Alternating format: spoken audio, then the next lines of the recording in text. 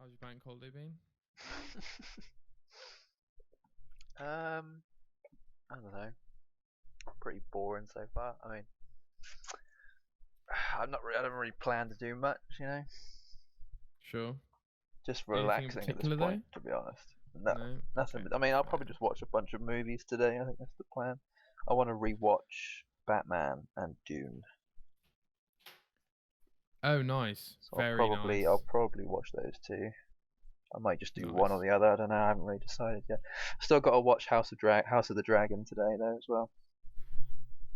I've heard good things, which I think is Yeah, I ironic, watched the first personally, episode. First episode's really good. Okay. It's just got to watch second episode. Second episode is out today, so I'll be watching that. Technical difficulties. We never left. We should have. You should get your brother to design one of those. Like one of those sort of like like a monkey on the screen with a wrench kind of thing, being like technical. You know, like, much like how YouTube does with whenever you get an error on the page or whatever. Oh, sure. I think Discord have a whale. I think.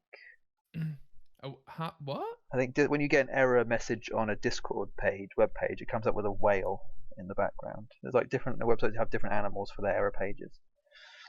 I just think of that Fallout screen. Yeah, you know, yeah, like I know. I was thinking the similar thing too. Yeah, sure. Yeah. What were we even talking about? I can't remember now. Marvel question. I gave you an easy Marvel question. Even Marvel question. Okay. Yeah, I'm tempted to watch that again. It's funny that you brought up Guardians because I was thinking to myself, well, I kind of want to play the game again. I don't think you finished it, have you? No. Yeah, I recommend it. It's one of those ones where I could definitely see myself playing through it a couple times. Okay. And I think, I mean, Maximilian made a good point about it being sort of one of the most underrated games of last year. Was it underrated? Oh, massively, yeah. It didn't sell very well, did it? True.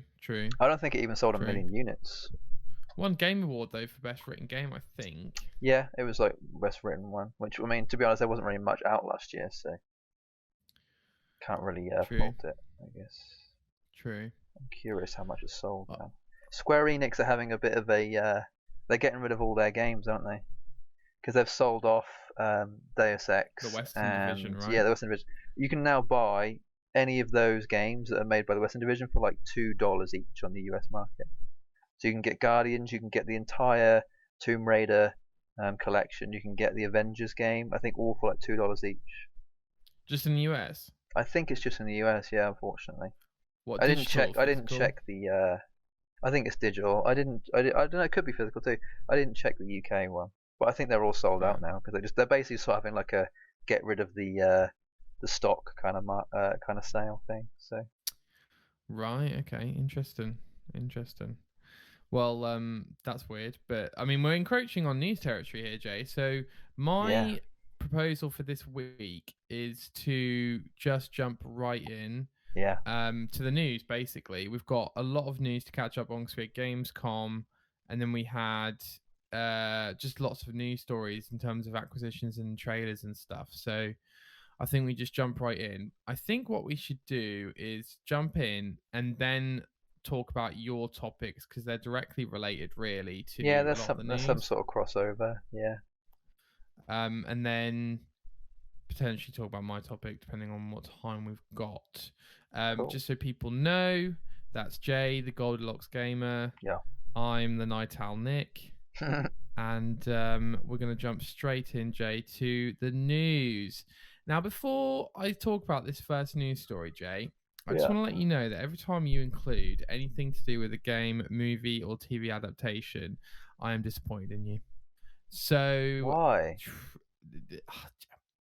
Name me one good TV or Well, I don't movie include it because I think it's good. I include it because I think it's a good topic of conversation. Okay, fine. That's a weird way of like, that's a weird way of thinking about why I put things up there. Yeah, I don't necessarily put anything up there just because I think, oh, this must be good, so we can talk about it. It's like, no, it's just, it can also be a bad thing, and we can still talk about it. But I was more interested about what your opinion of the whole thing was. Like, were you excited about this one in particular? Are you going to even bother checking it out? Like, does it interest you? All these kind of things. Sure. Well, I'm more than happy to talk about it with you. I would say as a blanket statement, I do not give a hoot about a single adaptation. Genuinely, don't care. Okay, about what do it. you think about the Last of Us one that's coming out with what's his name? Good point. Yeah, it won't be very good. No, okay, well, yeah. I'm trying to think of like an actual like video game, movie, or TV show that I enjoy having known it existed, or even like enjoyed watching. There must be something.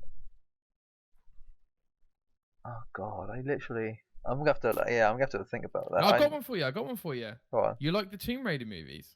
Oh, yep, 100%. Yep, well done. Yep, Tomb Raider. Not the recent ones, the Angelina Jolie ones. No. Yeah. 100%. Daniel Craig was in the second one as well.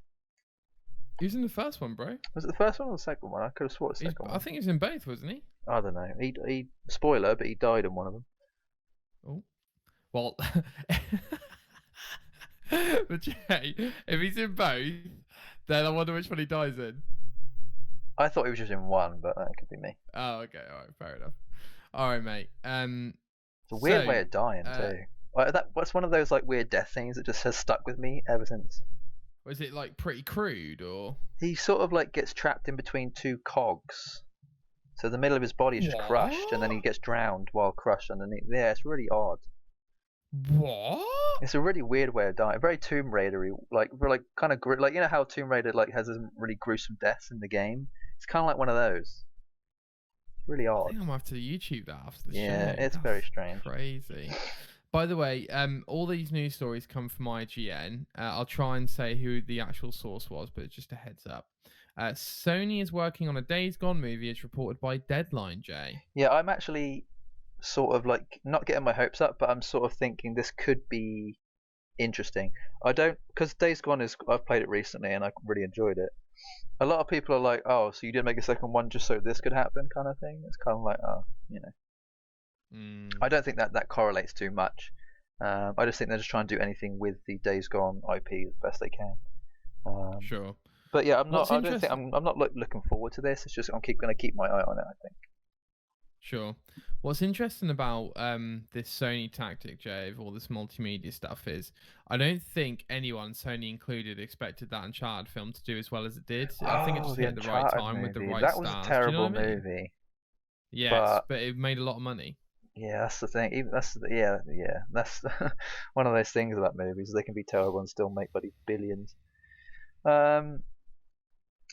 Yeah, I don't know. I think Sony's just trying to they're trying to make movies and TV shows out of all their IPs, I guess, right? That's what they're just 100% trying to do.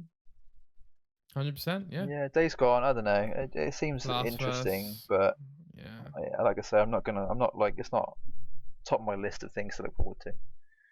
I reckon you would watch it if it came out, though. Maybe. I don't know if I'd go to the cinema to watch it. No. I mean, more just at home or whatever. Yeah, sure. Yeah. I'll watch it to see if it's bad or not. Next up, Jay, Diablo 4 will ditch loot boxes for battle passes like Overwatch before it, as stated in the latest development update. Yeah, so I think it was weird. Blizzard has sort of had a rough time of it the last couple of years, and they've made it even worse recently with the whole Diablo Immortal fiasco. Like, people called that years ago how bad it was going to be, and then it was made worse with all this having to spend literally basically tens of thousands of dollars to even have some of the best stuff in the game or whatever. It literally was pay to win. So I'm hoping that Diablo 4 has just hopefully none of that really. It just has really basic level. I mean, Diablo 4 doesn't even really need monetization. The only reason they're putting it in there is because they know that people are going to pay for it. So it is very scummy. I'm not a massive fan of it, honestly. I'm just hoping it doesn't spoil the soup, as it were. You know, spoil the stew or whatever. I'm hoping it doesn't make it a bad feeling while playing the game. Hopefully, it'll just add to it, but I don't know.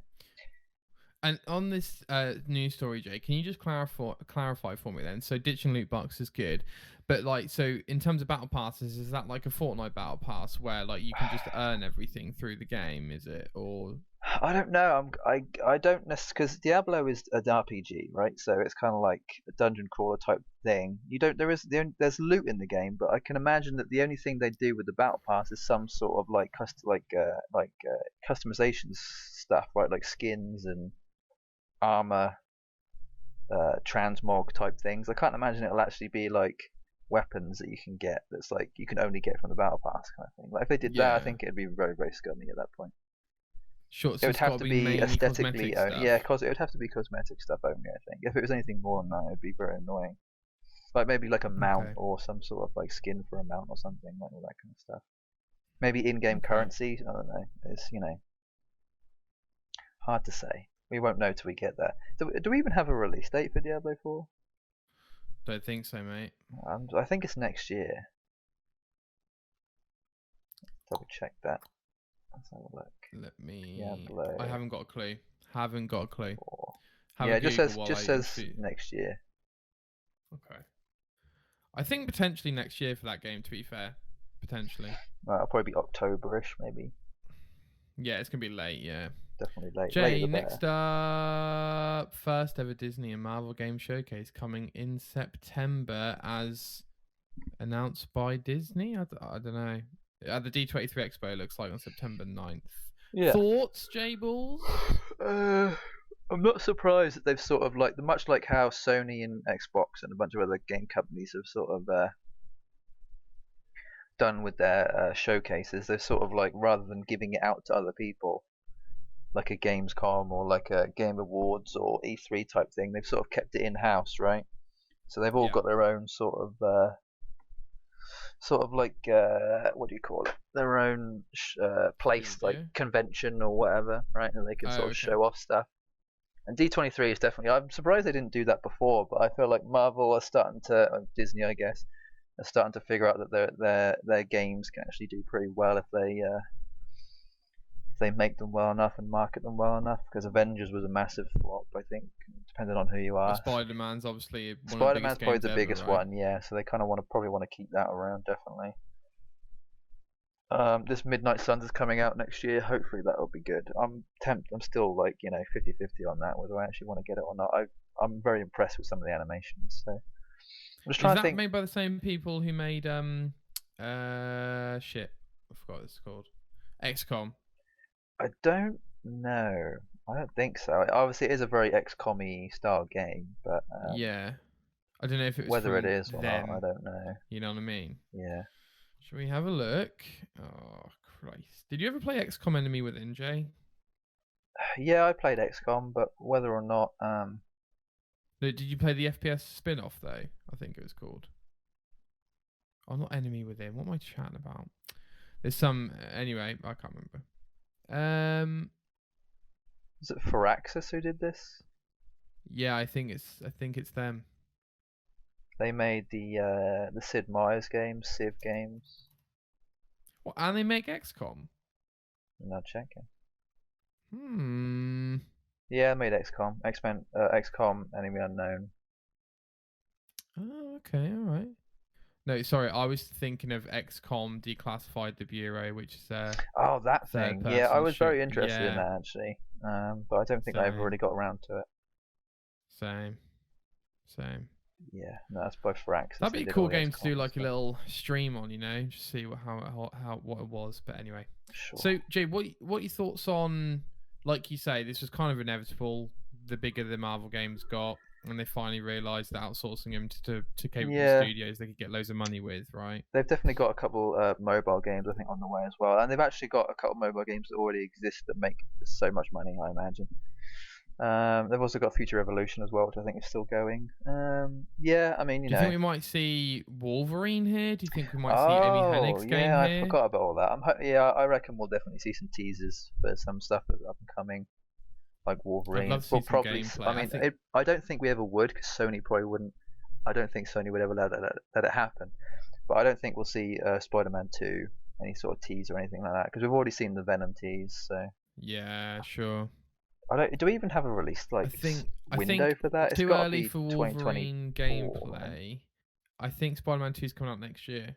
Okay, I reckon that'll be December. No, yeah, December, September. No, the first one was September. Miles Morales was December, so I reckon this one will probably be September next year. Man, next year is going to be absolutely stacked. And I think Spider-Man came out 2018, so it's a good amount of time, to make the sequel. Yeah, it's 5 years. I mean, that's a long time, especially for that size of a game. Well. It's not like that difficult. They've already got the foundation, so it can't be that difficult to make that kind of next game, unless they've sort of like maybe they've probably done DLC with it as well, hopefully, like they did with the first one. Tell you what, the first game's DLC was probably some of the best DLC I've ever played in my life. It was very good DLC. Oh, man, very good. So good. Very good. Right, Jay, this is one of many news stories, I believe. There's some that are definitely like connected, so it might be worth just sort of mentioning them all at the same time. I don't know. Bear with. Basically, in short, guys, Embracer Group, formerly known as THQ Nordic, is acquiring absolutely everything. Yeah. So I think they're currently actually the game company with the most acquisitions or like IPs under that belt. I think they actually have more than Microsoft, more than Sony, more than a bunch of other people as well. They're starting to like not necessarily better quality though, right? No, which is partly what I want to talk about. But I think they're sort of quantity over quality, which I think is unfortunate. Which is honestly in the game industry not a terrible thing, because you're more than likely to still get your money across a wide spectrum back versus an individual spectrum. 100%. Like lots of bad games that don't do well are going to make enough money to sort of equate to maybe a couple big ones from the other people. So I don't know. So the news story we have here is that they acquire Crystal Dynamics, Square Enix Montreal, and Eidos Montreal, which is what you were talking about earlier, Jay, which is basically that Western division of Square Enix. Now, just to add on to this, as of time of recording, I believe they've also acquired literally Lord of the Rings. And The Hobbit rights, I believe in general, which must have been from Warner Brothers, like as in movie rights, game rights, everything. I believe. Yeah, the entire thing. Everything, apart from maybe books. I don't know. The books. So they're basically acquiring everything. So this is a big news story to unpack, Jay. So what are your thoughts? I mean, I don't know whether you want to go studio by studio, or whether you just want to comment on Embracer Group's tactics. I'll just talk about Embracer Group in general. I'm trying to think where they came from. Because if Embracer Group... So THQ Nordic, did they get taken up by Embracer Group, or did they just change the name? So, established under the name Nordic Games in 2011 as part of Nordic Games Group, as the parent, blah, blah, blah. So they're publishing and developing games. Then basically, I believe they acquired a lot of THQ licenses when THQ went under, and they were sold off all their stuff, right? And I think that's when Dead Island got taken up, because the sequel was supposed to be made by THQ and Dreamland, but then that went under, so they got taken up by Embracer Group, or by Nordic at that point. Techland, yeah. So and then in 2016 they changed the name to THQ Nordic, and then let me have a look here. And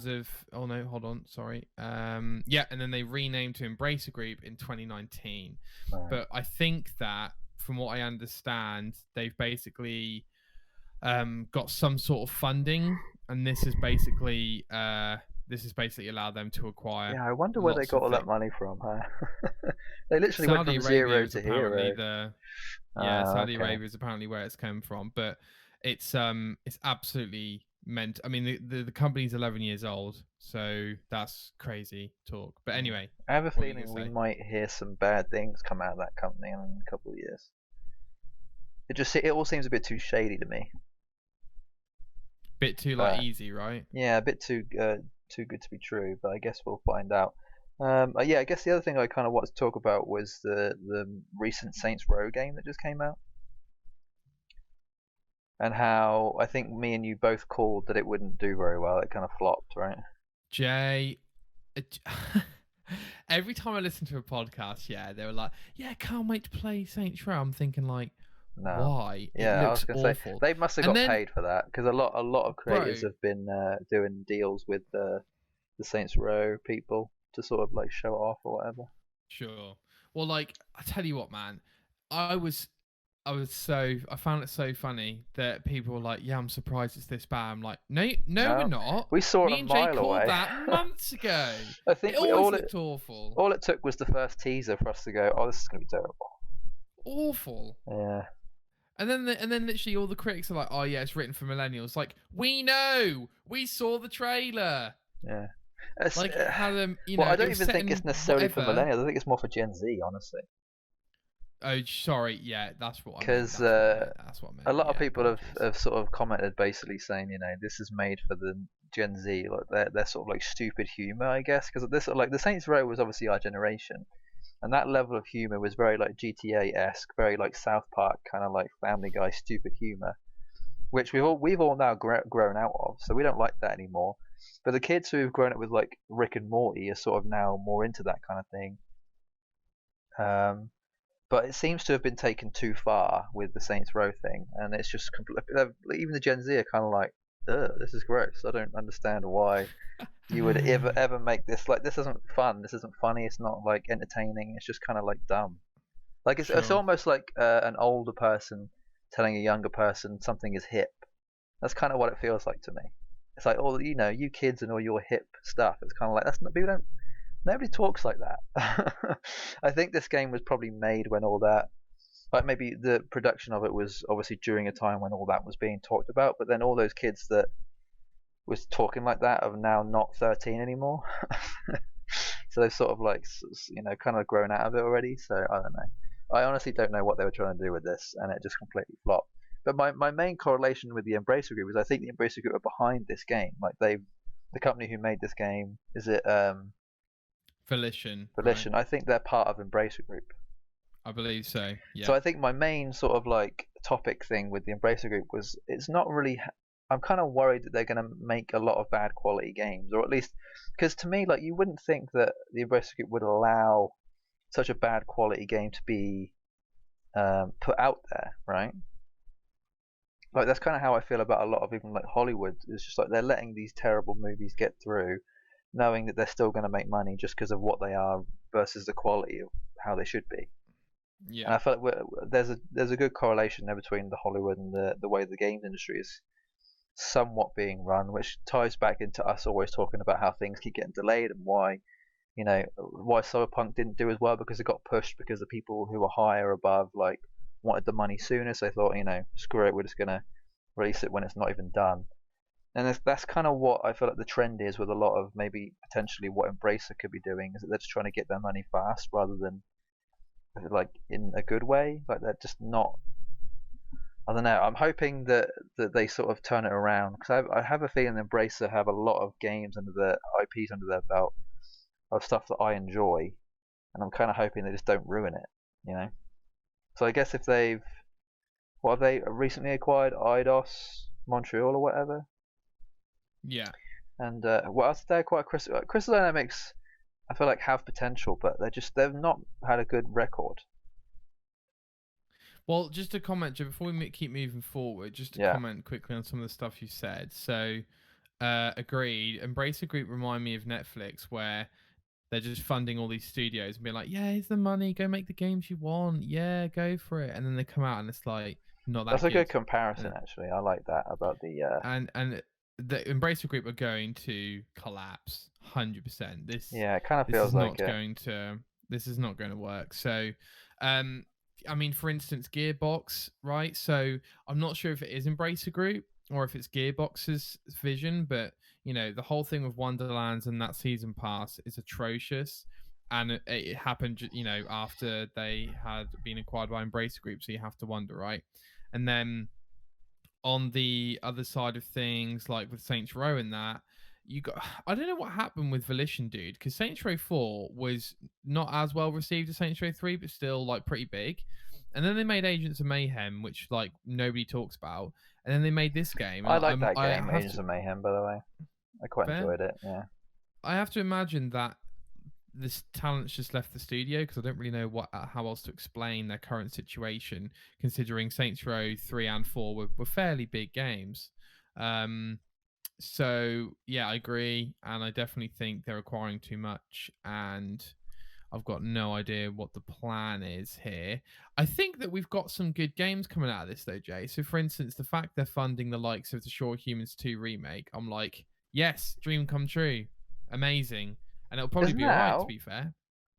Or isn't it coming out very soon? I think so, yeah. Really soon. I think it's like in the next week or so, right? I think so. It's actually got some really good... Like, a lot of people are talking about it. I've seen quite a bit of hype around it. So we're getting games like that, and obviously Gearbox can continue to do their thing and whatever, and maybe they even own Space Marine 2, which is why that's in development. I don't know, but yeah, it's we might get some games that we never would have got before, but at the same time, what's going to be the outcome of this? It's funny. I'm now looking at what Embracer have under their belt, and I barely recognize any of these companies, to be honest. Sure. The only ones I recognize are Deep Silver, Volition, Gearbox Entertainment, weirdly. Yeah, THQ Nordic. I think that's it. Saber Grimlaw, I think maybe something. Yeah, a lot of these I don't even really recognize that much, but I mean, I don't know. Hard to say. I don't know if you can see this. So this is like the pie chart of like all the sort of the big ones who own a lot of IPs under. Holy moly! Right. So okay. the big one, this one is Embracer Group. What's the one opposite Embracer Group? What, the one that's like second biggest? Yeah. Let's have a look. Ubisoft. That's mental. So Ubisoft is next biggest, and then the next biggest after that is Tencent. You remember Tencent, the one who does the Chinese company who does all the mobile games? And then I'd say in joint fourth is Microsoft and Take-Two. And then it goes EA to next biggest, and then Sony is actually the smallest. Oh, so now that you put that in perspective, Microsoft aren't really... Well, Activision Blizzard will add to that, to be fair. The only reason Ubisoft's so big is because they have so many divisions of Ubisoft. Like, if you took away all the divisions, they'd only have like 8 games. I was going to say, because half of them probably go to likes of Assassin's Creed every year, don't It's literally, look, Ubisoft Bucharest, Ubisoft Philippines, Ubisoft Berlin, Ubisoft Toronto, Ubisoft... Like, it's literally like 20 countries. I think they've literally only got... They've got Ivory Tower, Red Storm, Ketchup, Blue Byte,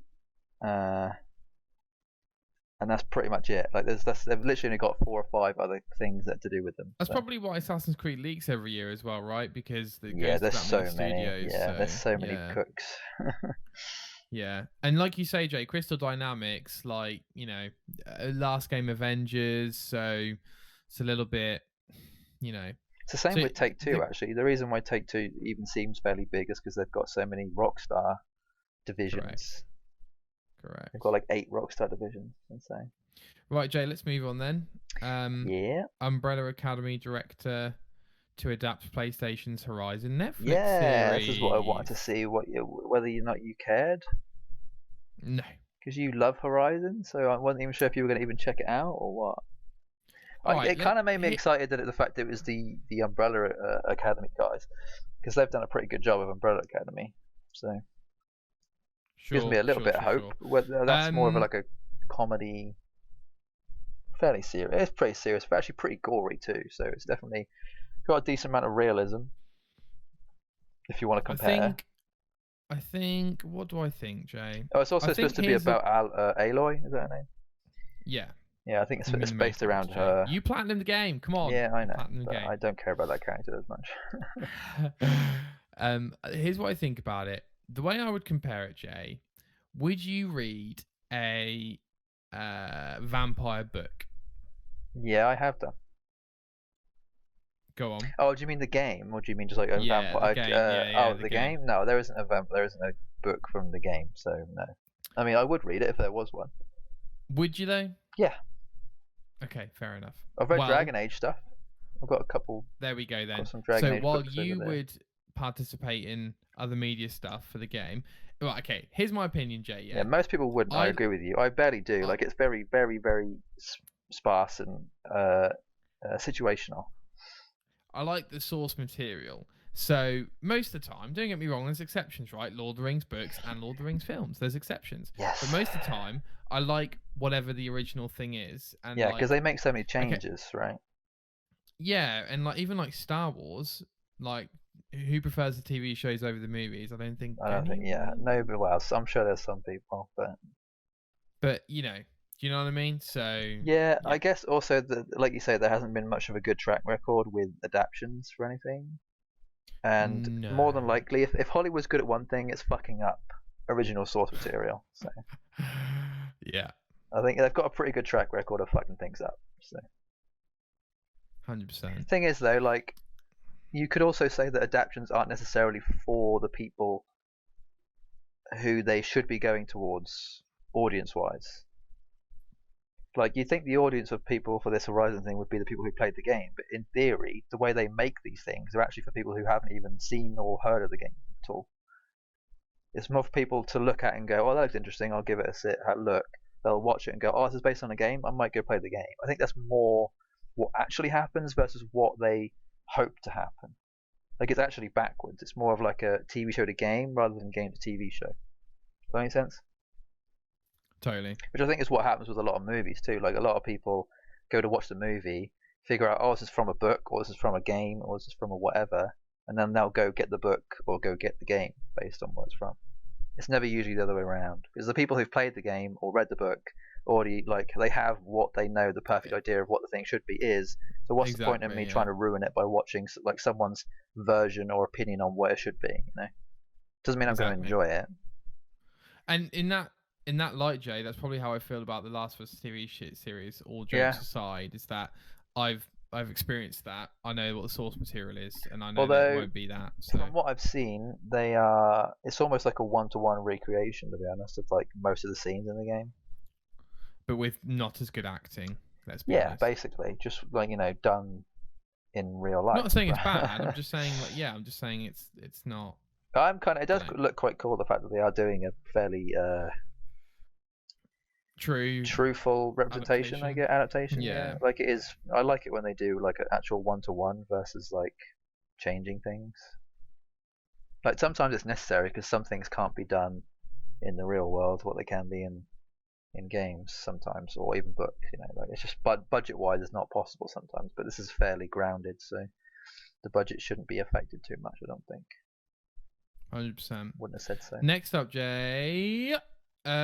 Great news for you. Great news. I only have one other example of this happening, and that I remember, and it's Shadow of Mordor, which came out in 2014. Yeah, I think I remember. Gotham Knights gets new release date, and it's a week earlier. Is that right? About 5 days earlier. October 21st. Or like 4 days, depending on how you look at it. But it's weird. I actually got an email from Microsoft the other day, because the official date is the 21st now, which is a Friday. Yeah. It's weird. I spoke to you about this, about how I wanted to take time off to play the game, but it was coming out on a Tuesday, and I didn't really want to like go to work on the Monday and then have to be off again, right? So I thought I'll just book the whole week off. I'll play it for a day less, you know, whatever. And then all of us, like, we get this announcement that it's actually coming out the Friday before, so I'm going to play it 10 days straight. And that just, like, it literally was like I prayed to the gods and they answered. Like, that's literally how it felt. It literally felt like I spoke to God and he said, yep, just going to do this one thing for you, buddy, and it's going to affect the whole world to a degree. Oh, so you're not angry that you booked it all off then? Oh, no, it's like it's literally like a wish come true, so I'm very happy about it. But like I said, I got an email from Microsoft saying that I'm actually going to be able to play it on the 20th. Oh, okay. And I don't know. It just says your availability for Gotham Knights has changed to the 20th of October. And I'm just like, hang on, I thought it was coming out the 21st. So maybe that might just be like a midnight thing. I don't know. Or true, but also maybe a mistake. I don't know. Yeah, I don't know. Hard to say, but it just says 20th now, so I might even be able to play it on the Thursday night. That'd be sick. Have to wait and see. But yeah, I was gonna say, Jay, 10 days might be a bit long for that game, but then it is going to be a big game, isn't it? So... Yeah, I'm going to say hopefully.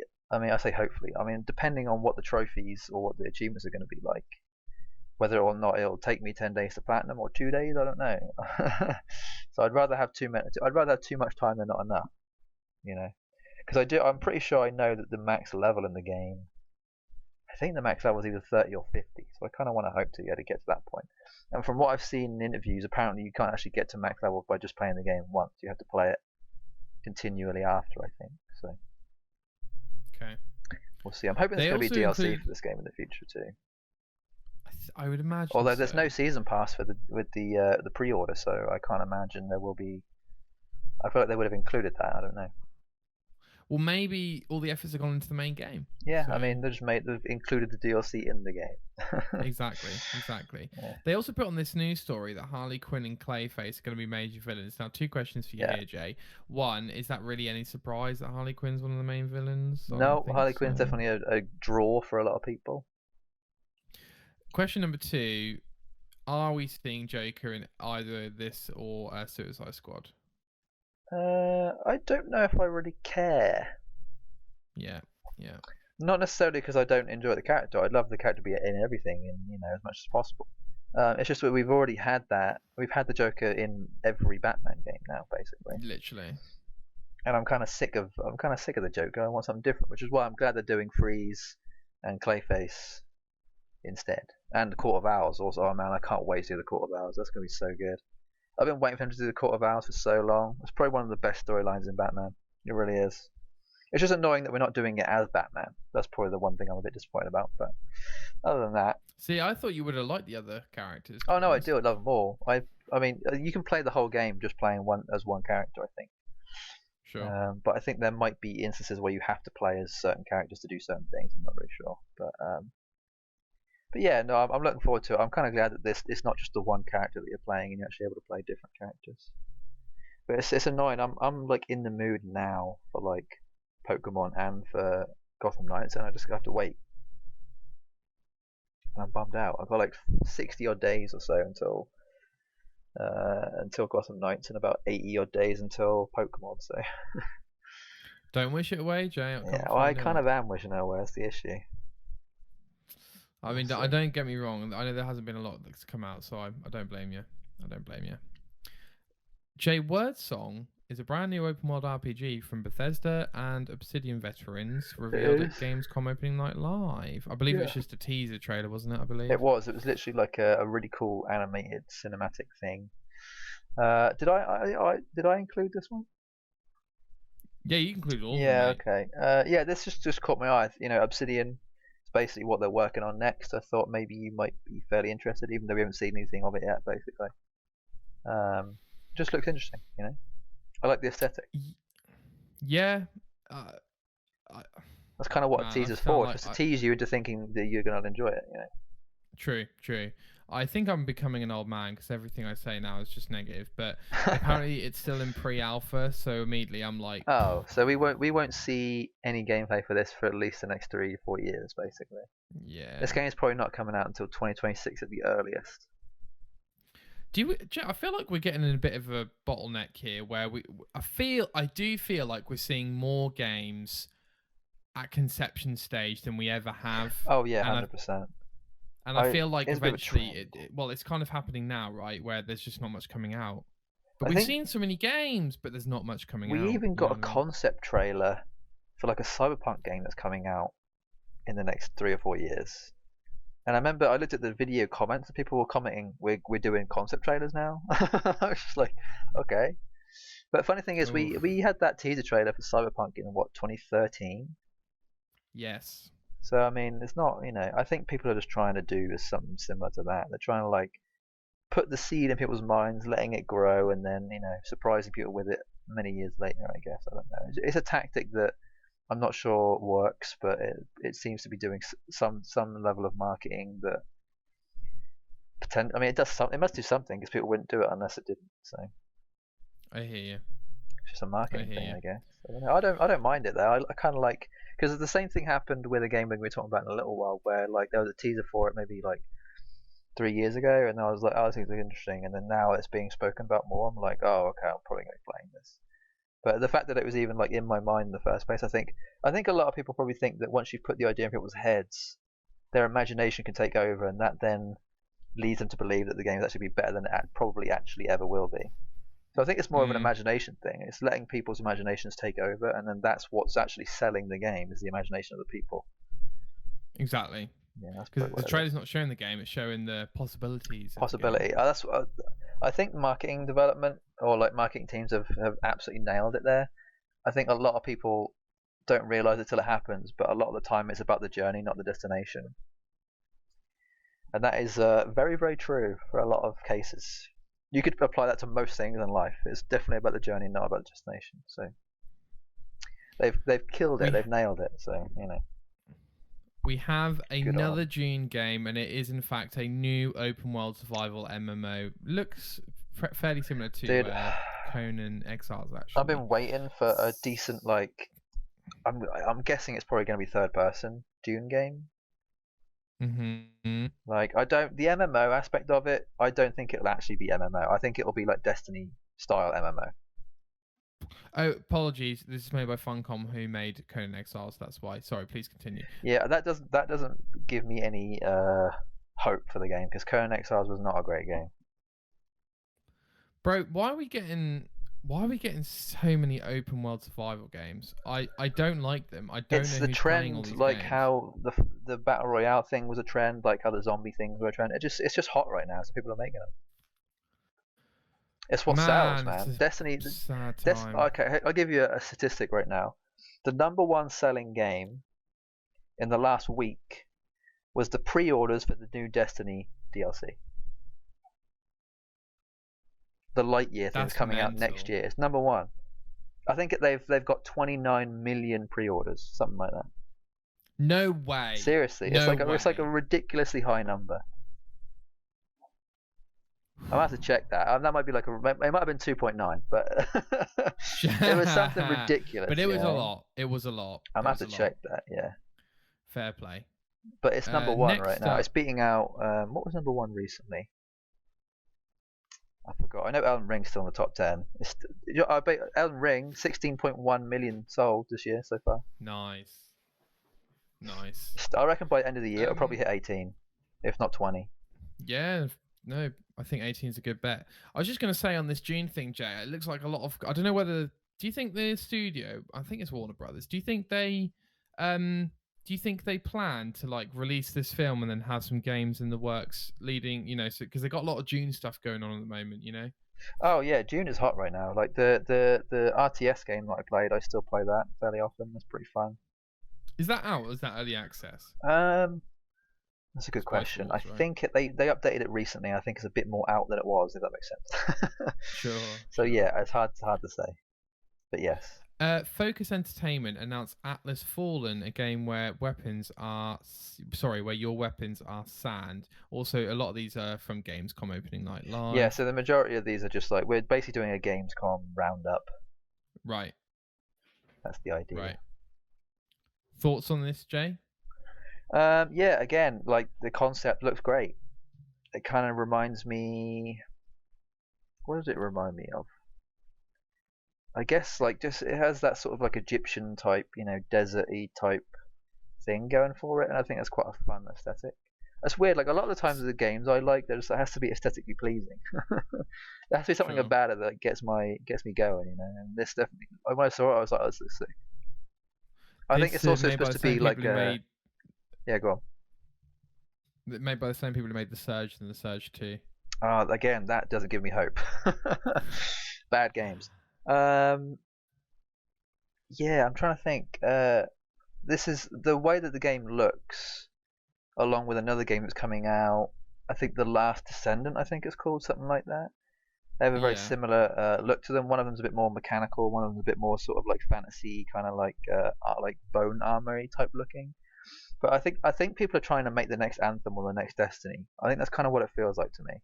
There's just a bunch of games coming out that all feel like a Godfall or a Destiny or an Outriders. I think this one had more of... Actually, no, The Last Descendant had more of an Outriders feel to it.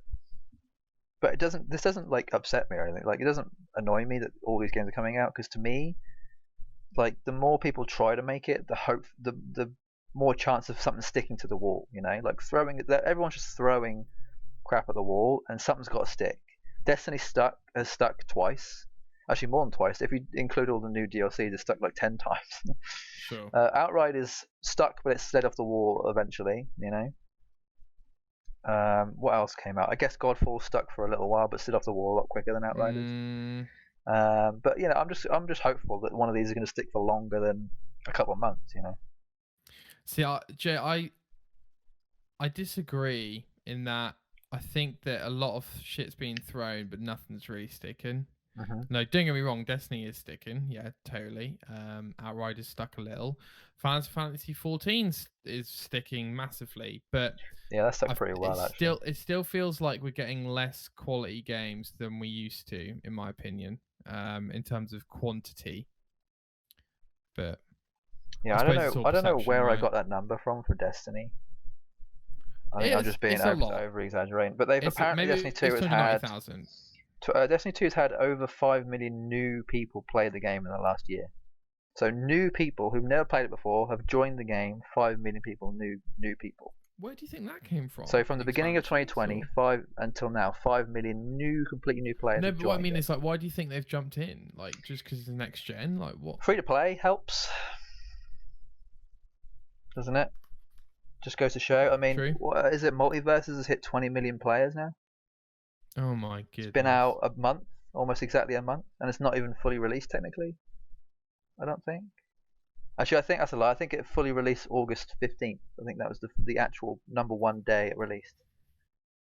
Crikey. So yeah, it's kind of insane.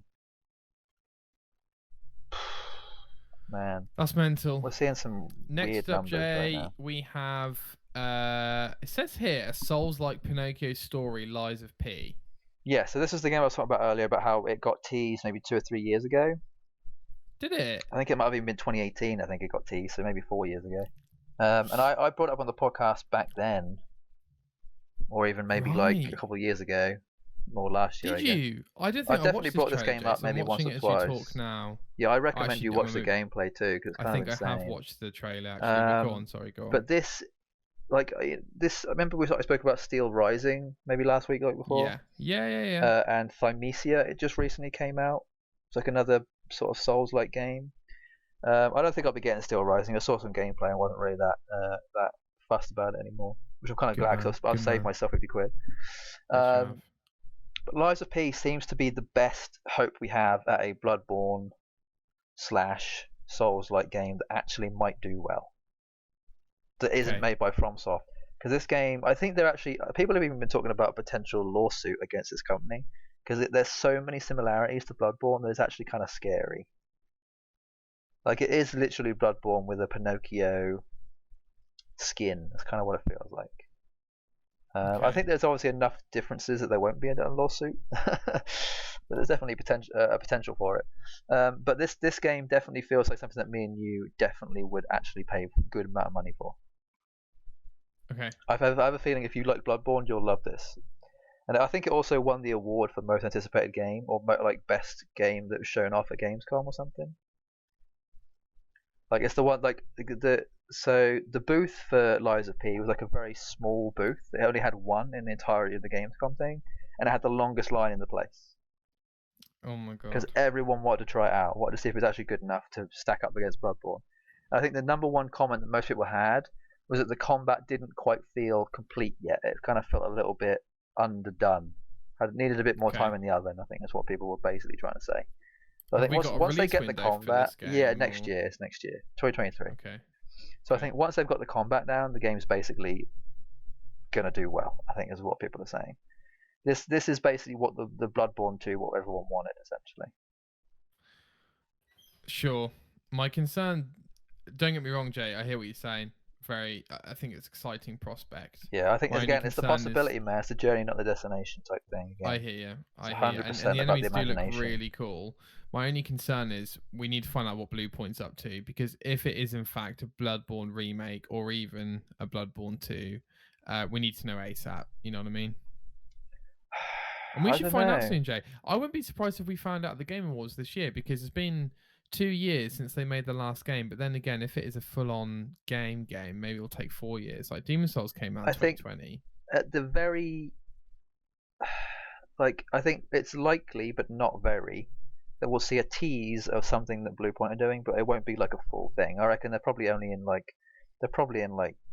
pre-alpha now or whatever. Maybe even I don't know. alpha, I guess. I don't know. It's hard to say. But it was only 2 years. Shadow of the Colossus remake came out in 2018, then Demon Souls came out 2020. Yeah, so it hasn't been long enough, I think, for them. I mean, 2 years is a decent amount of time to get a good amount done. It's definitely like getting the foundation down, but not necessarily, playableness. I don't know. Hard to say. Sure. No, I get you. But yeah, this Lies of P looks fantastic, and I'm surprised you haven't seen anything of it, because it's probably the number one thing that most people are talking about from Gamescom. I'd say if Gamescom had a list of like most things talked about, Lies of P would be at the top. Okay. These Souls-likes get a lot of traction. It reminds me of that monkey one you sent me. Oh yeah, there's 2 other ones. There's the Wukong one, and then there's also I think Wo Long, which is like a Chinese mythology one that's coming out. It's going to be on Game Pass day one too. Neo. So. Yeah, Team Ninja. That's funny. That game looks like Sekiro. It is just basically a Sekiro clone, but in China instead. Okay. Like even the red dot that appears on the enemies, it's all the same stuff. I think the only thing that's different is that they've made it a lot more fantastical, a lot more effects, a lot more like elemental style, like spells, I guess you could call them. I don't know. But like I say, this is the same thing with the trend of Destiny clones. It's kind of like Souls-like things. They throw stuff at the wall and seeing what sticks. I have a feeling that Lies of P is going to stick for a decent amount of time compared to most of these other ones that are coming out or have already come out. Jay, Hogwarts Legacy got a new trailer. I haven't watched it because I don't want to see more of the game. I'm pretty sold at this point. I can't quite put my finger on this Hogwarts Harry Potter game, because it's being trashed on Twitter, like massively trashed. Like in terms of really? Just because of the whole JK thing. People, like, there was a viral tweet about someone tweeted, "Don't buy the Harry Potter game," and it got like hundreds of thousands of likes. And it was primarily they're all losers. Yeah, I know. The main reason for that was basically like, yeah, we don't want to fund JK in any way. That was like the whole argument. Cool, I do. Yeah, me too. Fuck it, it's Harry Potter. I'll be anything Harry Potter that comes out, I'm buying it, 100%. Yeah, really. I don't give a fuck about what JK says. She can say anything. I'm still going to buy Harry Potter. She can say what she wants. Yeah, exactly. She made Harry Potter. Yeah. Stop watching the films, mate. Don't watch the films ever again. I think there's been like a big talking point recently about if you don't agree with something, just don't buy the content. It's not like it's fine. Do what you want. Like vote with your money. You don't have to vote with anything else. Like what you say doesn't matter. It's about what you spend. It's all about what you spend. Also, like I find it quite laughable that they hate it so much that they've got to make other people not buy it. Yeah, it is very preachy. You not to buy it. It's very preachy. Okay. Yeah, it is very strange. Tell you what, I'll now buy it day one. How about that? Oh, yeah, I'm 100% getting this thing day one. It's funny because had this game come out this year, I don't think I would have got it day one. Annoyingly, I think money-wise, it would have been a bit stretched. But so anyway, what are your thoughts on the actual game, Jay? Like Twitter aside. Yeah, so they showed off the pre-order bonuses for the game. Yes. And great for me, it was called the Dark Arts pre-order bonus. So it's like a bunch of like very Slytherin-esque kind of dark magic style pre-order bonuses. That seems a bit excessive for a pre-order. What do you mean? It says Dark Arts Battle Arena. Yeah, it's probably like a skin for the Battle Arena, I imagine. I don't know. Ah, makes sense. But they showed off. Is it the I forgot what they're called? Thestrals, I think is what they're called. I always forget the name of them. Let me look it up. You know what I'm talking about, don't you? Yeah, Thestrals. Patronuses? No, Thestrals are those black, sort of like winged horse creatures that you can only see if you've seen someone die. Death. Yeah. Yeah, apparently you can get one of those in the game, but only if you get the pre-order bonus, I think. Thestral mount, yeah? Yeah. Yeah. So instead of like riding around on a hippogriff, you can get a Thestral instead, something like that. Very cool. I guess the other thing, Jay, is I see at the bottom here, 72 hours early access. I like that. I like that a lot. Do you, Jay? Oh yeah, I feel like that's because I'm taking that week off, more than likely. Okay, right, okay. So that sounds good. I don't like it, Jay, because it's cash in on the whole. It's new. People can't wait to play it and boast about the fact they've played it. And also, my concern is if you play it 3 days early, you're very likely playing a game that's even less I was going to say, chances are, a lot of the time when they do a thing like that, there isn't a day one patch until the 3 days later. And that's when the game actually is at its full capacity of being good. So Correct. Yeah, there's a chance that I might not even bother with that. I don't know. We'll see. Jay, dude, I hope this game's good. I really do hope this game's good. It's a very 50-50 gamble. This game is either going to be amazing or terrible. There's nothing in between. There is nothing in between. You know, I can't see it being terrible though, Jay. I can easily. Really? Yeah, it's always It's always a possibility. Like I had the same thing. Well, actually, we're trying to think of a game that I bought day one that I was very underwhelmed. I don't know. I'm sure there was something, but you know, yeah, Thestral Mount, Dark Arts cosmetic set, Battle Arena, and a Garrison hat. Pretty basic stuff, but I'll pay for it. I actually care more about the Thestral than the Dark Arts stuff, I think. But I think a lot of people are talking about the collector's edition too.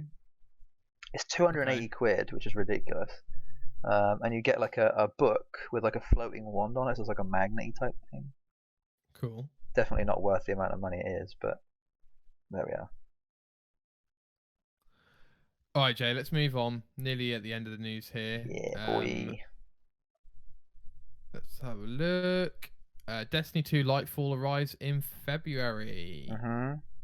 So the thing I wanted to talk to you about this was they said this was going to be the beginning of the end of Destiny 2's releases.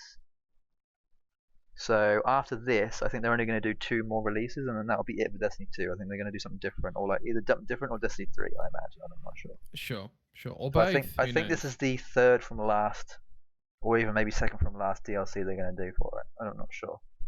Are you getting it? No, I didn't get Witch Queen. Witch Queen's currently on sale as well, so. Okay. Well, I'm not playing these until they're like available on Game Pass or something. If they ever do that again, I doubt they will. But this lines up with their 10-year plan. Yeah, 10 years from what? 2014. So yeah, 2024 will be the last year, I imagine. So yeah. But do you think they're going to do a Destiny 3, or are they going to do something different? I think. Well, the rumors were they're making a new IP, so I think they'll make a new IP. Thing is, how are they going to let go of this cash cow? How do you let go of a cash cow like that? They're the #1 sold game just on pre-order, something that isn't even out. They're not turning the servers. Well, no. What do you think the time for the servers will be until they're turned off? 2030, maybe. Another 7 years after. Probably longer. Probably 10 years. What's the longest running game at the minute? It's WoW, right? It's like 25 years, something. The servers have been up. Yeah, something like that. So I guess it could go for as long as it wants to, as long as people are still playing it. If there's players there, you know. I think as long as it stays free to play, I think it'll be fine. Sure. As long as they don't turn on some sort of subscription-based thing like WoW, I think we'll be all right. Because even ESO is still going, you know. I was just about to say about ESO.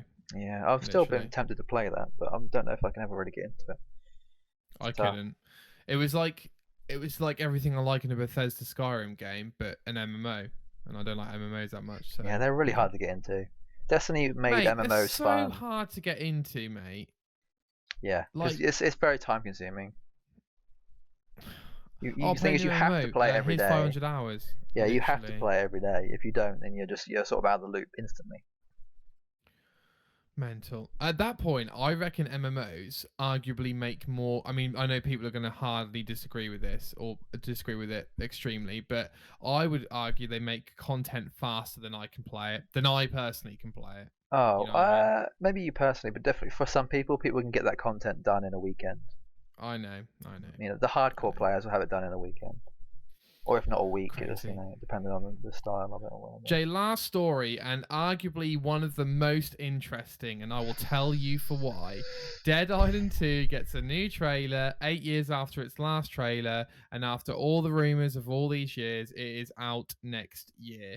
Jay? February. It's had the same month as Hogwarts. Right, which is... I think it might even be out the same week. A week before. Yeah, which bugs me. That bugs me because I'm going to have to get them both. Why would you do that? Why would you do that? I'm going to have to get them both. This game's not out for 8 years, and they're like, yeah, we'll release it right near Hogwarts. No, don't do that. I think that's actually going to hurt its sales. It's going to. Well, it's either going to hurt Hogwarts or it's going to hurt. One of them's going to get affected. Hogwarts. It will not hurt Hogwarts. Man. One of them's definitely. They're both going to be affected. It's just to what degree, I think, is the question. Jay, am I crazy? Am Probably. I crazy? More than likely. Or does this game actually look pretty good? I've been thinking about this ever since I saw it. I was like, I don't know if I want to get excited for it yet. It's hard for me to tell because I've been wanting this game since I finished Dead Island 1, buddy, when it first came out. Did you play Riptide? I have it. I haven't played it, which is unfortunate, but there we are. God, it's tough. I think it's Embracer again. Have they're under the umbrella of Embracer. And I think also the people who are making this game, unfortunately, are the same people who made Homefront Revolution. I think you're right. And Homefront Revolution I bought, Terrible. And I instantly regretted it. Instantly regretted it. Because Homefront 1 was like one of my favourite games when it came out. I absolutely loved it. Sure. And the fact this new game was coming out, I was like, oh sweet, it'll be the same thing, just, did better graphics. Was not the same thing.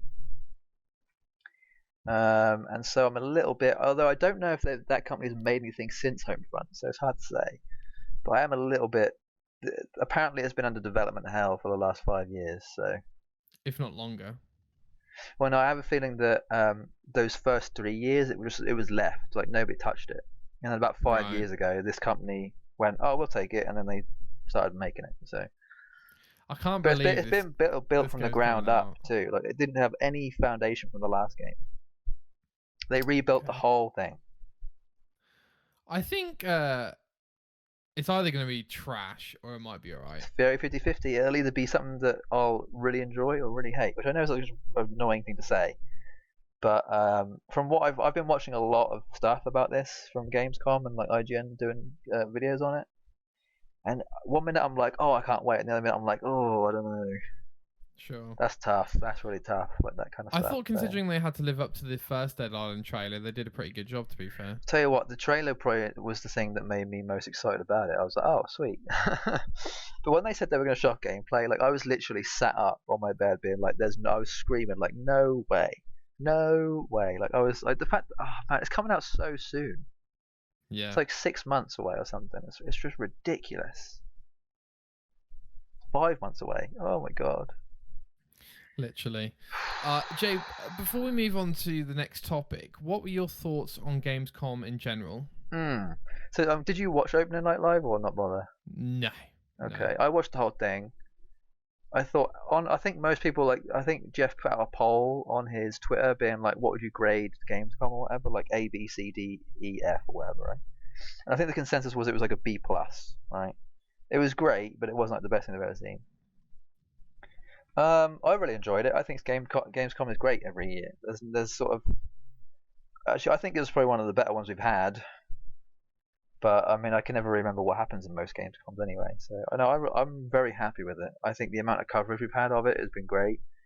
I think the amount of releases is sparse but high quality. I think definitely not like the highest quality, not something you'd see at like the Game Awards or anything like that. But definitely things that will keep you excited. And I think they actually showed off a decent amount of like lower budget stuff that I think people.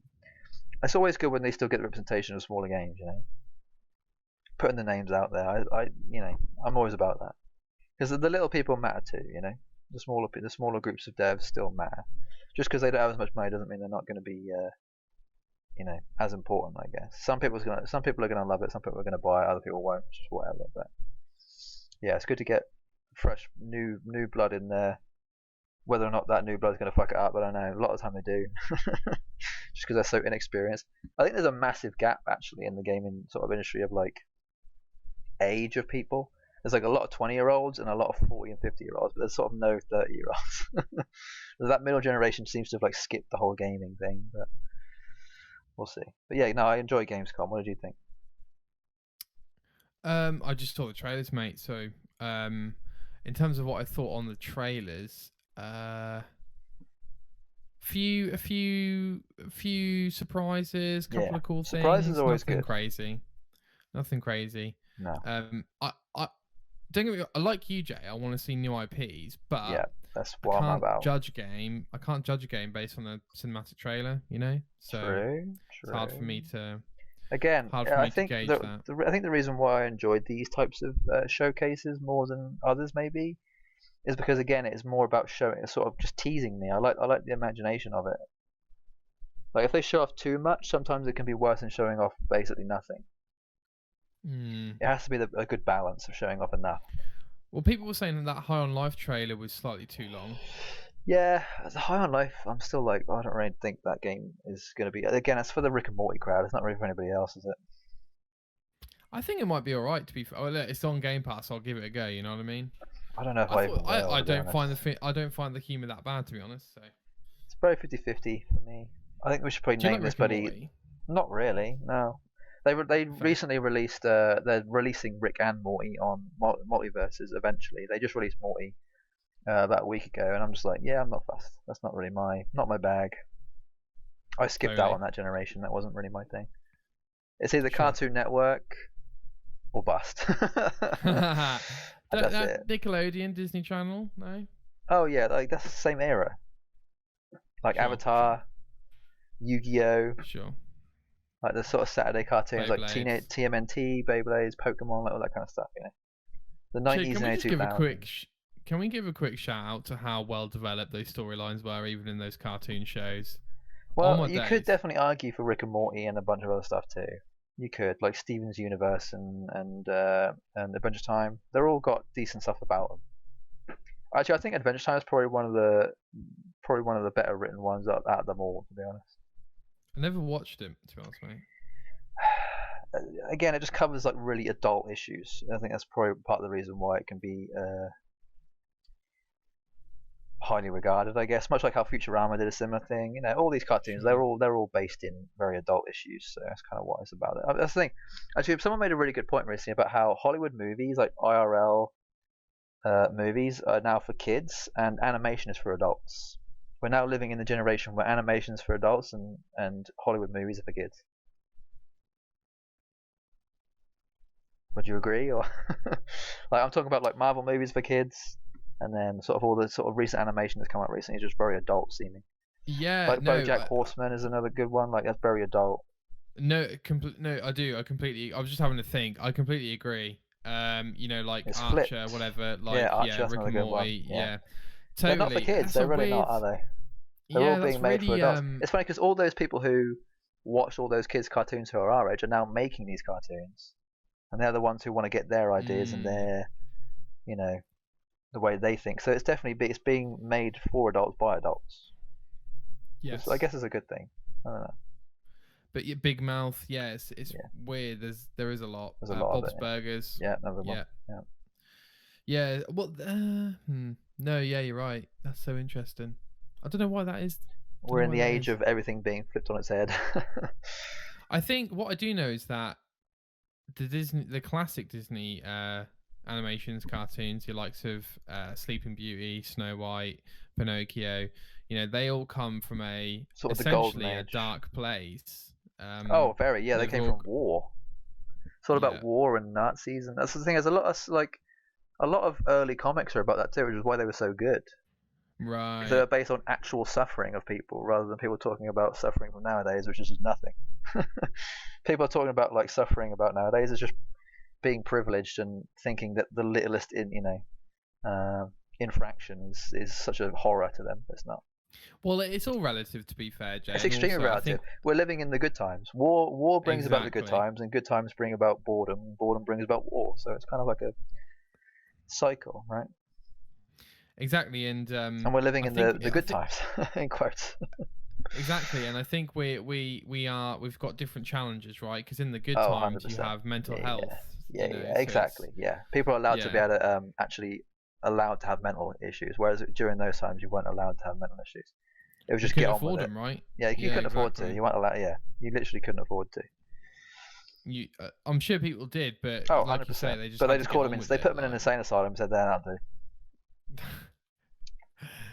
Oh man! Oh, dude, did you see this? The Joker might have a sequel. Oh no, it is having one. It's being done right now. I'm like shocked I said, might. It's 100% greenlit. You can. Oh, okay, right, okay. Well, I was just surprised that Lady Gaga's playing Harley Quinn. You can. Interesting. That is. That'd be great. Apparently, it's going to be a musical. She is looking for that Oscar. She is. It's I thought that was a brilliant idea. I thought that was a terrible idea. I hate musicals. No way, Jay. Hate them. Yeah, but it's a genius idea because nobody will expect it. Yeah, I think it'll still do. I think it'll make $1 billion. Do you? Easy. People will still go watch it. It's Joker. It's Joker, baby. It's Joker, baby. And the first one did so well. Like, I can't imagine why not. I think the only thing that will make it bad because a lot of these sort of like bros who like Joker won't enjoy the second one as much. Joker definitely struck a chord, right? Oh yeah, with a lot of people. Yeah, for sure. All right, Jay, should we move on to the next topic? I'm not sure if we've had the news background on during the news. We haven't. I'm just stuck to this one because it's easier. Fine. Well, to be fair, we had CPU problems, so best not to. Yeah, I was just going to try and keep it. Fate. Yeah, tempt fate. That's fine, mate. So the topic of the week, Jay, from my... Oh, actually, sorry. Before we go on to that, sorry. Do you want to talk about Forspoken gameplay? Yeah, just really quick. It was I recently watched it today. Actually, I was looking at it and I was thinking, do I want to get this game or do I not? Like it's because it's made by the same people who did. It's made by the same people who did Final Fantasy 15. So it has that foundation of like, love and care. And I'm just not sold on the story yet. I'm sold on the graphically and gameplay wise and mechanics and the RPG elements. I just don't know if I'm sold on the story yet. I don't know. I think it looks and feels very Horizon-esque is what I'm getting from it. Like it's very similar in that sort of way that it's going about it. Like the kind of open world area type thing. But I don't know. I'm kind of having to pick and choose what I want to get game-wise between now and next year, and I think I might have to skip Forspoken for the likes of Dead Island 2 and Hogwarts. I have to pick one, and I think I have to pick that instead. I don't think I can afford Forspoken as well, is what I'm saying. I think I'll get it, but I won't get it until it's cheaper. I agree with you, though, in the sense that it looks beautiful, the gameplay looks fun, but like you say, that story just has not sold me at all. No. I think a lot of people are saying too that the marketing for it is doing much like what Guardians did marketing wise, which was the marketing is completely different to how the game actually is. I think a lot of people are like, I think a lot of people are talking about that. They're just like, I don't know, like when they see the gameplay, they're like, oh, this is what the trailer should be about. But the trailer's about something completely different, and it's like I don't really understand. It's like trying to like fight two different battles and show you one thing about it, but I don't know. Again, it's much like how I felt about Horizon when that came out. I'll play it, but not until it's way cheaper, basically.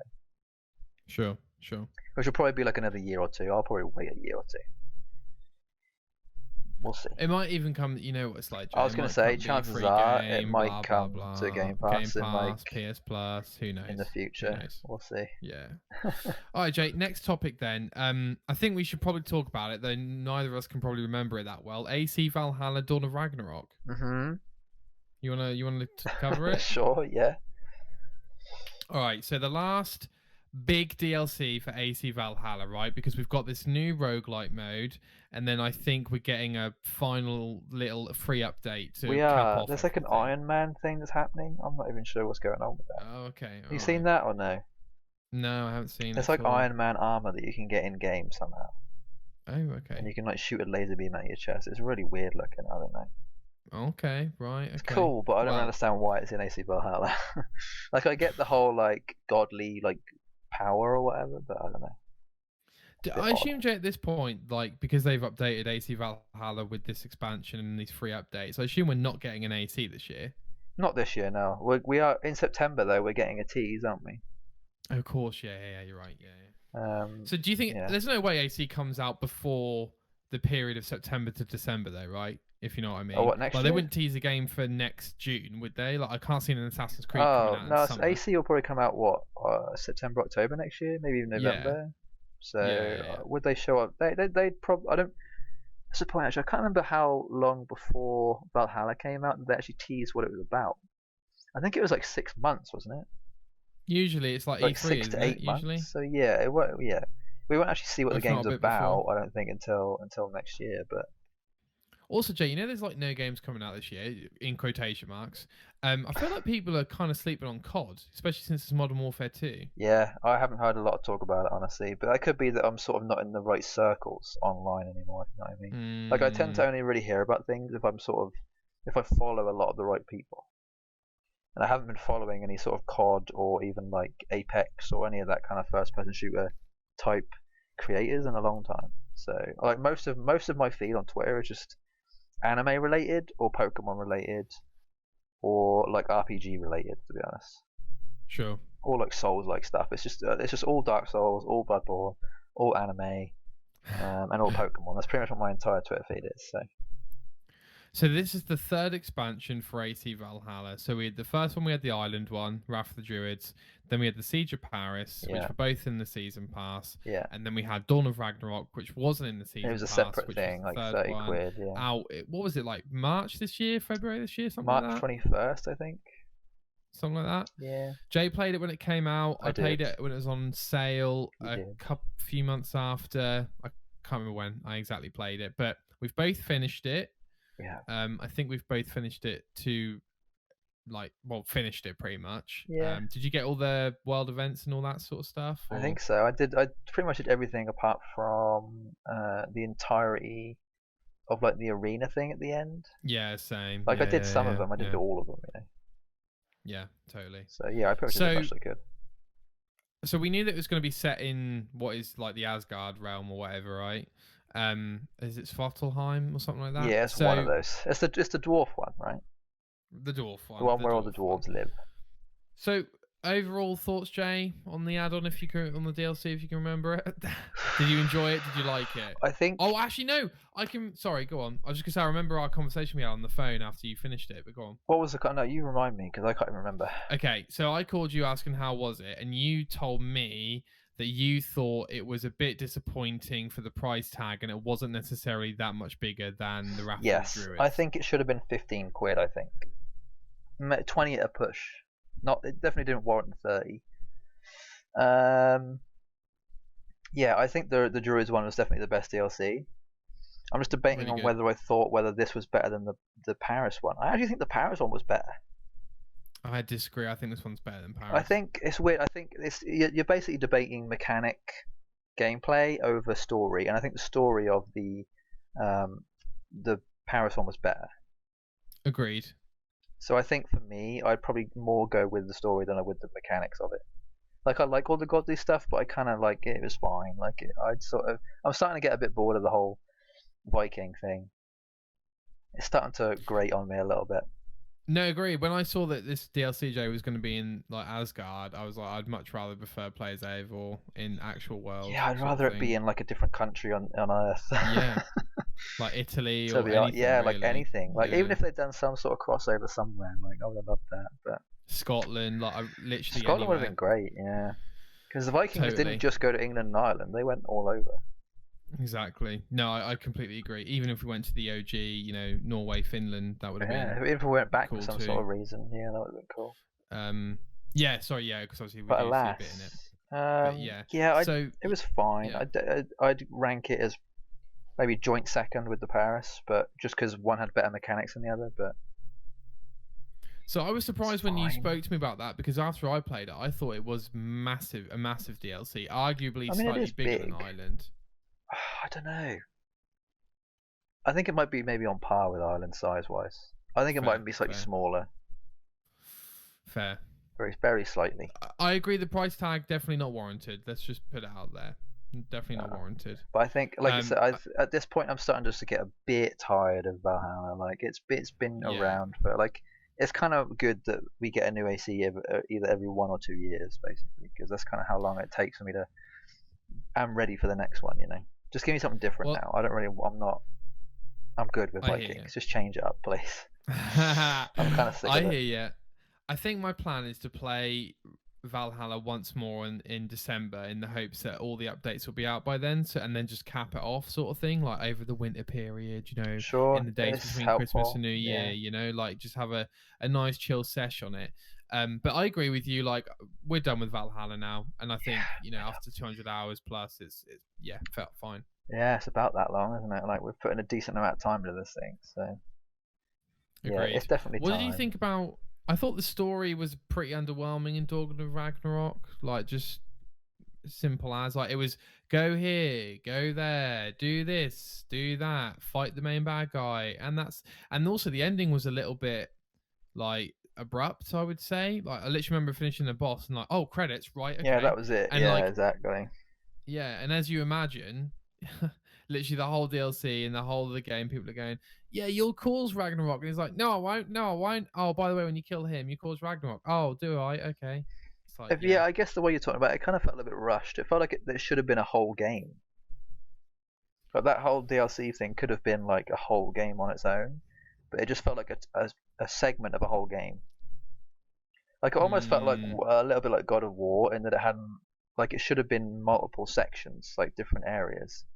But it was just you played one of the areas and it was a bit lackluster. That's kind of what it felt like to me. Like it felt like it should have been a game with like 9 different realms that you go to, and that you do like each of these chunks. But I don't know. I would say that all the the actual Valhalla chunks felt like segments, right? Where like you say, we probably could have got a whole game. Not that I want one, but we probably could have got a whole game with just the Odin stuff. Yeah. But this game's massive, dude. Like with the DLCs included, this game's. I don't know. I think it's just like a time thing for me. Like I'm just like I had this. I think they should have stopped the DLC at the Paris one, honestly. But I feel like you were hungry for more after Paris. I think I was, but then by the time you finished it came out, and like you say, Jay, nah. right? You want to finish a game wanting more, ideally, right? Yeah, it's the best thing is to end a series or a TV show or like a film or a game wanting more. But then once you've had your again, I keep bringing this up, but it's about the journey, not the destination. And I feel like we've now come to the end of Valhalla, and it's just not as fun as having got there. It just really isn't. Like I think it was much more fun at the beginning than it was at the end. The end is always just a bit of the end is almost always a disappointment. So that's kind of what it was. It was just unfortunate, but it's just the way things are. It is what it is.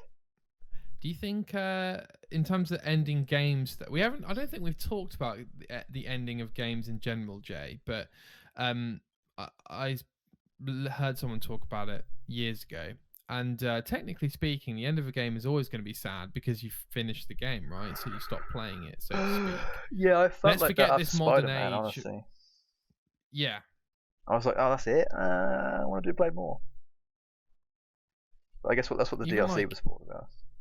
Well, true. Even the likes of the one that stands out for me, Jay, is 7 Remake, right? You finish there and you're like, I need to play the next part. Yeah, I've still got to play Intergrade yet, unfortunately. It's on that PS Plus program, by the way. Yeah, no, I have it. The new PS Plus. But oh right, got you. I just got to bother playing it. I'm not in the Final Fantasy mood right now. Can't force it. Can't force it. So I think we've summarised our thoughts on Dawn of Ragnarok and Valhalla in general. Are you planning to finish off or play any of these last few updates or anything? Yeah, I played it recently. I played the roguelite thing. I thought it was fine. I can definitely see the replayability, but I think once I've completed it, I won't really Yeah. I'm just in general, my current placement in the gaming sphere is that I'm kind of off it at the minute. I'm kind of just in the mood for watching TV shows and movies. I'm kind of glad that I'm doing that though, because I kind of want to miss playing games again, and I don't really miss it right now. Yeah. I've been doing so much gaming this year so far that I'm kind of burnt out a little bit. So I want to get myself ready for October and November and just not play anything, or at least try to. I'm with you, bro. I haven't necessarily got any games I plan to play this year, apart from God of War, maybe. So hard. I've probably booted up 10 different games, and within the first 5-10 minutes, been I can't. I just don't have it in me right now. I'm struggling. I've been trying for the last 3 weeks, and I just can't give up. But I think I'm gonna have to now, because I can't do it right now. I need to stop playing games and just no, I'm with you, enjoy Jay. something else. I do also. I think if it wasn't for my Dark Souls breakthrough, and I am enjoying playing those games, which I'll discuss when I am ready. If it wasn't for them, I wouldn't be playing anything right now. To truth be told, and the only reason I want to play Stray is because my PS Plus will run out in October. So yeah, that'd be a good idea. Definitely want to get that out of the way. It's not very long. It's only like 5-10 hours, if that. Yeah, I can't make up my mind whether I want to go for the platinum or not. But then my brother said that there's a trophy for completing it in 2 hours, and I was like, oh, nah. It's doable. Hour and a half is extremely doable. Is it? I've watched it. I've watched someone do it. I don't know if I want to play the game again. Do you know what I mean? Oh, I see. Yeah, I understand. But I mean, if you think about it, it's like a length of a small movie, a short movie, so it's not really that long. But if you're willing to watch a 90-minute movie, you're pretty much willing to play that game for an hour and a half. True. Well, you'd think so, but it's hard to say. I hear you. Is there anything you want to talk about, Jay, that you've played at all recently? Because I saw something you played. What was really it? I probably played about 10 minutes. So what was it? Deadpool. Oh yeah, that's again one of those games I just haven't bothered to play properly. I've genuinely probably tried to play that game like 10 different times over the last almost decade at this point, and just can't do it. I don't know. I'm just not. I always seem to play that game when I'm not in the mood for playing games. It's just one of those ones I look at and go, I wouldn't mind trying that again, and then I never play it. It's just, I've booted up Prey. I've booted up Wolfenstein 2. I've booted up God of War. I've booted up Dead Island 3 or 4 times. I've booted up AC Valhalla. I've booted up Pokemon, like a bunch of Pokemons. What else have I booted up? I downloaded a bunch of games on Game Pass that I thought I'd give them a go for 5 minutes. None of them I really liked. Deadpool, another one. I've literally probably booted up like 20 games over the last 2 or 3 weeks and just been like, nope, I'm good. Can't do it. Just want to watch movies and TV shows. That's what I want to do right now. I think I watched like 2 or 3 films yesterday, and I'm probably going to watch 2 or 3 today. So. Anything good? Oh, what, yesterday? Yeah. Oh god, what did I watch? Oh, you heard of the film Wonder? No. It's about a boy in middle school who was born with a rare genetic thing where his face is like deformed, essentially, and it's about him going to school for the first time because he was homeschooled most of his life. Very sad. Cried throughout the whole thing. Bloody brilliant movie. It's got Owen Wilson and Julia Roberts in it. It's fantastic. I recommend. You will cry. You will cry the entire time, but it is very, very good. I watched that, and I also watched. Oh god, what else did I watch? I can't even remember now. This is gonna bug me. Damn it. There's also I'm kind of in the mood just to cry at the minute. So I'm just watching a lot of like really sad stuff. I plan on watching The Farewell at some point, probably later today as well, which is that Awkwafina Asian movie. Remember that one? No. About Awkwafina.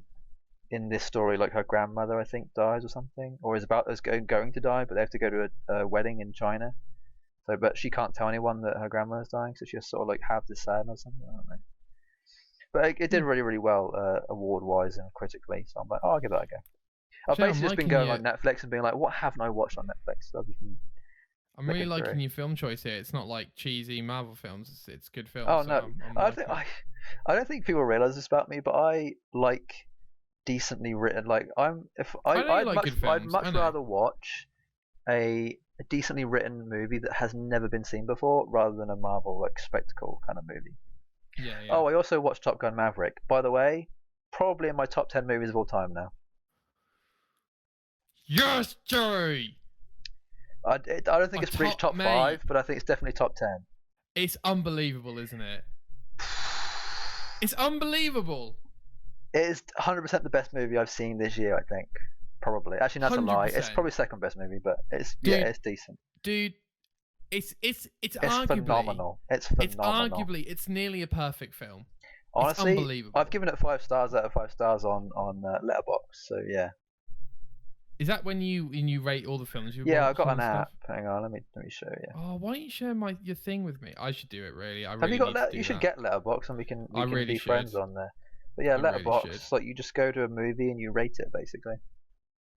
Is that way? And you can see your profile and see what everything you've. I watched it. I liked it. They gave it 5 stars.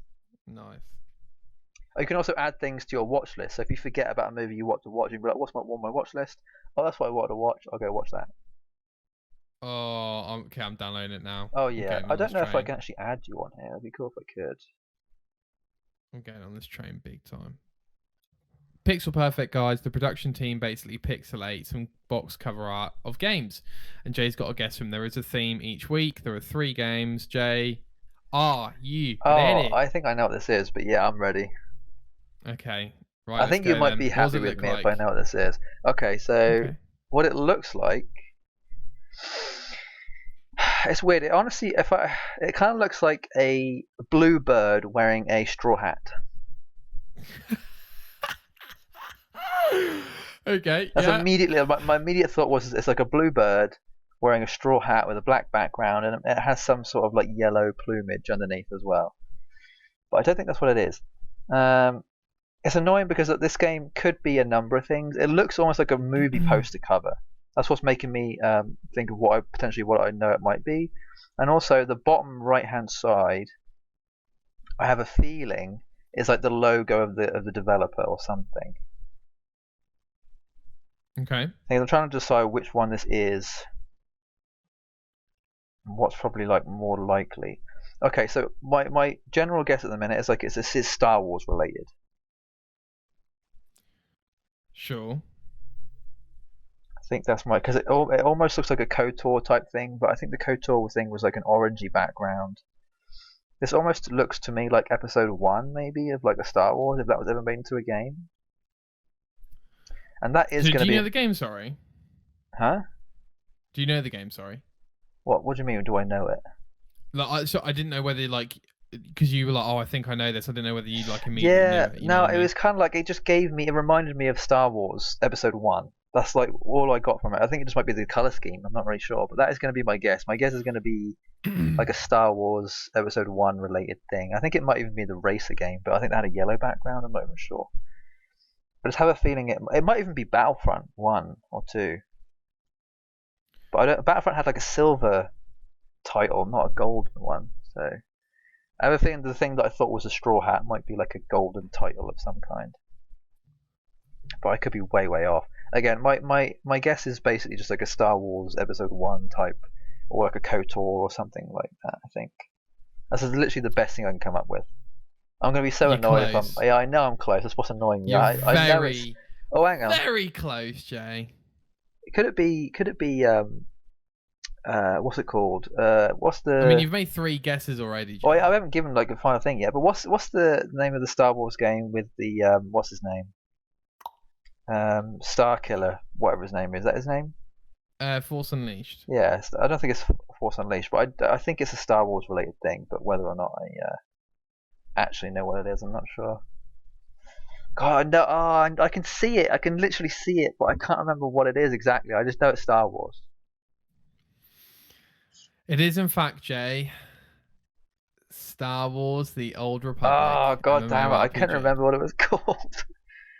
Oh, god damn it! I knew I could see it in my head, but I couldn't think of what it was.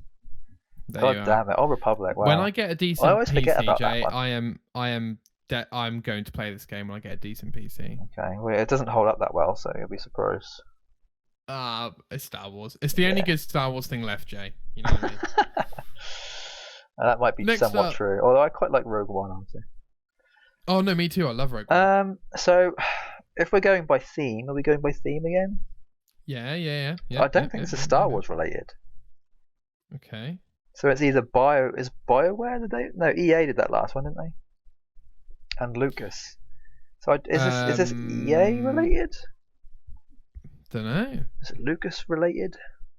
It doesn't look like a Star Wars thing to me. So what I'm looking at is a sort of sandy coloured background with a purple and blue ball in the middle, wearing a yellow hat. This seems to be a yellow hat theme right now.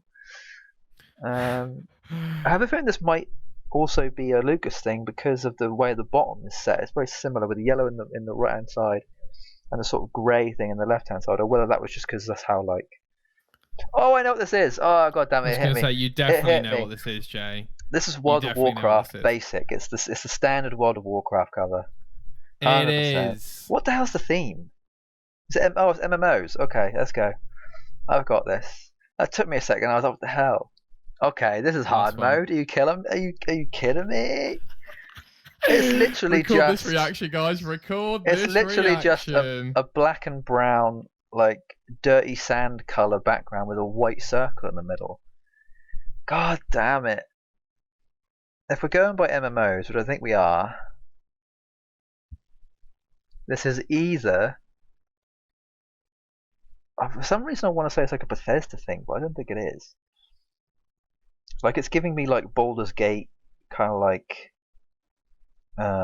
early Bethesda, like Morrowind style, or actually, it's even giving me like the old Zelda cover style too, but I don't think so. I honestly don't know what this is. I'm trying to think, like a white circle. It could even be ESO, but I think my best guess is ESO, even though I know it isn't. I'm going to be pissed when I see this because I'm going to be. Final answer? I'm trying to like think of the only other MMOs that I know are like similar. Are just like Guild Wars, but I don't think this is Guild Wars. I would have known that cover. I'm going to have to go with ESO, but I don't think it is. It's ESO. Really? It sure is. Oh wow, it's the old ESO cover, not the updated one. That's why I was getting confused. The updated one is like a grey background with a golden Ouroboros, I think. Yeah. They changed it. Yeah. Wow. I actually got two of those. That's not bad. Yeah. I'm happy with that. Fair play. I'm very happy with that. Fair play. Let's I think that was actually fairly, not like difficult, but like it wasn't easy, it wasn't hard. That was somewhere in the middle. Good level, right? Good level. Yeah. All right, Jay, let's wrap it up. Please. Good to catch up with you again finally. And just to let everyone know, we are moving to a fortnight model. I will update all the socials to do that. Not the game. Amount of time. I'm waiting for yes, I'm waiting for thumbnails for the shows, but we have got shows in the pipeline ready to go, so they should be coming out pretty soon, and I'll edit this one today hopefully as well. So sweet. All groovy, mate. All groovy. Anything else you want to say before we finish?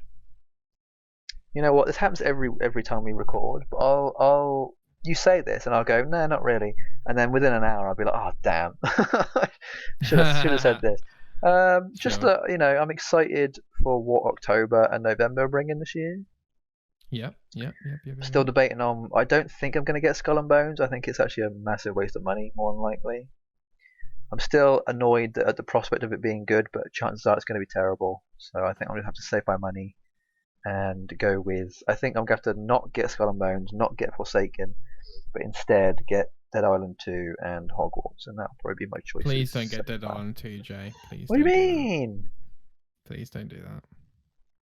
Wait till it's out. I'm going to wait, but I need to see like what the prospect is. Whether it's actually going to be good or not. Fine. We will see. Fine. Very good. Well, I'm going to sit here and rate films for the next hour. Good, because how do I look up your profile? I don't know. We'll figure out after we stop recording. Yes, please. See you guys later. Bye.